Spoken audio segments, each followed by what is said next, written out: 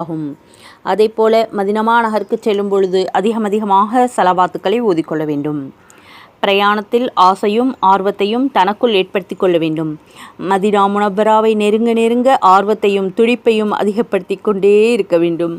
சந்திப்பின் வாக்குறுதி சமீபித்து விடும் வேளையிலே ஆசையின் தீ இன்னும் அதிகமாக கொழுந்துவிட்டு எரிகின்றது என்பது ஒரு பாரசீக கவிதையாகும். சிற்சில சமயங்களில் இப்படிப்பட்ட அன்பும் ஆர்வமும் தனக்குள் உண்டாக்கிக் கொள்வதற்கு முஹம்மது நபி ஸல்லல்லாஹு அலைஹி வஸல்லம் அவர்களின் புகழ் கூறும் சீர கவிதைகளையும் பாடல்களையும் படித்து கொள்ள வேண்டும். பெருமானார் ஸல்லல்லாஹு அலைஹி வஸல்லம் அவர்களுடைய வாழ்க்கை வரலாற்று கூறும் புத்தகம் உடனிருந்தால் அல்லது கிடைத்துவிட்டால் அதனை படிக்க வேண்டும் அல்லது படிக்கச் சொல்லி கேட்க வேண்டும். நமது மஜ்லிஸ்களிலும் நபி ஸல்லல்லாஹு அலைஹி வஸல்லம் அவர்களை பற்றியே பேசப்பட வேண்டும்.